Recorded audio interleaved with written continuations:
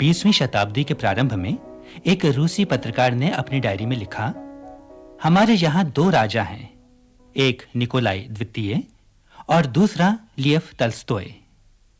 इनमें कौन अधिक शक्तिशाली है? जार निकोलाई द्वितीय तल्स्तोय का कुछ नहीं बिगाड़ सकता, जबकि तल्स्तोय निसंदेह निकोलाई का सिंहासन हिला देगा। कोई तल्स्तोय को हाथ लगाकर तो देखे, सारी दुनिया शोर मचा देगी।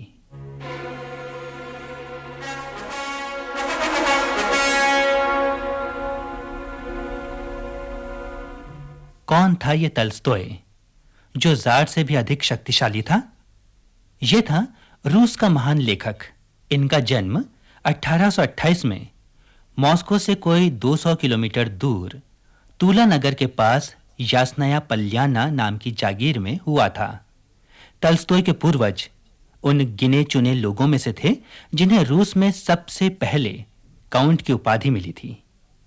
उनकी मां भी बड़े कुलीन और नामी परिवार की थी और महाकवि पुष्किन की दूर की रिश्तेदार थीं। स्कूल की पढ़ाई के बाद तल्स्तोय ने कानून पढ़ने के लिए कजान विश्वविद्यालय में दाखिला लिया, मगर उन्हें वहां पढ़ाने का ढंग पसंद नहीं आया। इसलिए वे पढ़ाई पूरी किए बिना ही अपनी रियासत यास्नाया पल्याना लौट आए और अपने आप पढ़ाई में जुट गए। तल्स्तोय के दादा परदादा सेना में रहे थे, सो वे भी अपनी शक्ति परखने और युद्ध का असली रूप देखने की इच्छा से 23 वर्ष की आयु में सेना में भर्ती हो गए।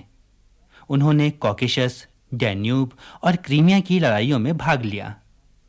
कॉकेशस में बिताए ये 4-5 वर्ष उनके जीवन के बड़े महत्वपूर्ण वर्ष थे, क्योंकि यहीं पर उन्होंने अपनी पहली पुस्तकें बचपन और किशोरावस्था लिखीं। इन रचनाओं से उन्हें इतना नाम मिला कि उनकी गिनती उस समय के जाने माने रूसी लेखकों में होने लगी। क्रीमिया का युद्ध खत्म होने के बाद उन्होंने फौज की नौकरी छोड़ दी और यास्नाया पल्याना लौट आए। तल्स्तोय को अपने पिता से विरासत में 350 गुलाम मिले थे।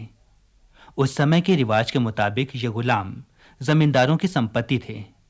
इन गुलाम किसानों के हितों की रक्षा के लिए और उन्हें उन्नत और शिक्षित बनाने के लिए तल्स्तोय ने यास्नाया पल्याना में किसानों और उनके बच्चों के लिए स्कूल खोला, जिसमें उन्हें निःशुल्क शिक्षा दी जाती थी।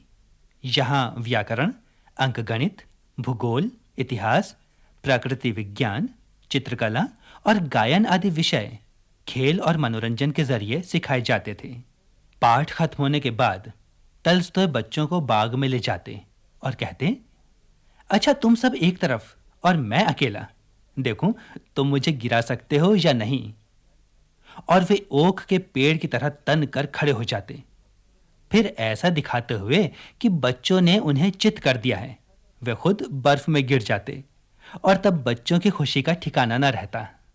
तल्स्तोय ने लिखा है, जब मैं स्कूल में आता हूं और चमकीली आंखों और भोले भाले चेहरे वाले इन फटेहाल, गंदे और मरियल बच्चों को देखता हूं, तो एक ऐसी आशंका और डर मुझे घेर लेता है जैसा कि किसी डूबते हुए आदमी को देखने पर होता है।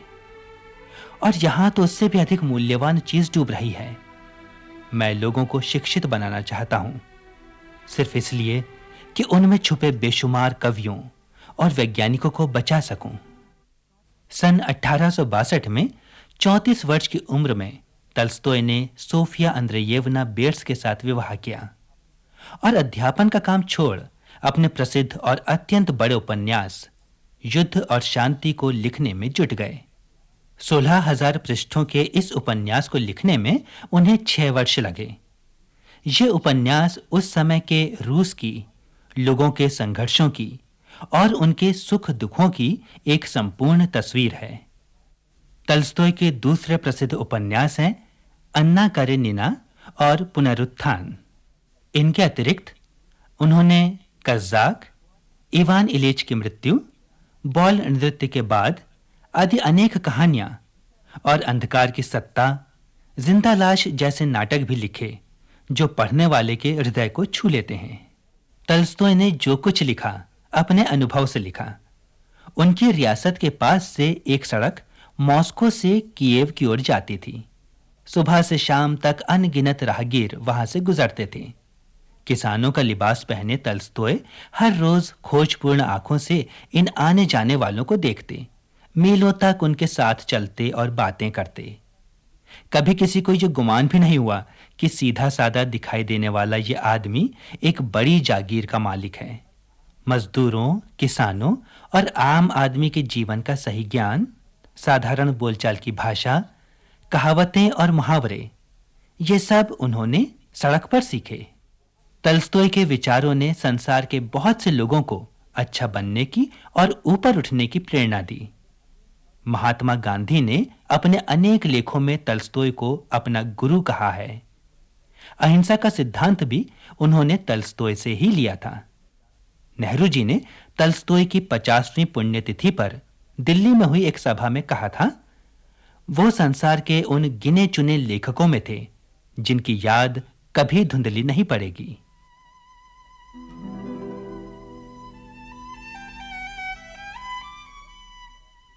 सन 1910 में 82 वर्ष की उम्र में तल्स्तोय का देहांत हो गया और उन्हें यासनाया पल्याना में स्थित उनके प्रिय जंगल में दफना दिया गया।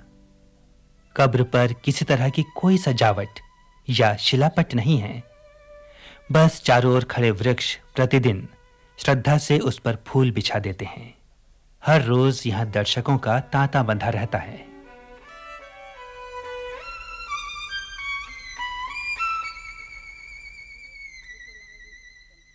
लेव निकोलाएविच तल्स्तोय। अभी आपने ये वार्ता सुनी। इसकी लेखिका थी डॉक्टर इंदुलेखा, विषय संयोजन ममता गुप्ता, वाचक अनुराग जोब, ध्वन्यांकन राजेंद्र प्रसाद, प्रस्तुति सहयोग संजय कुमार और प्रस्तुतकर्ता अजित होरो।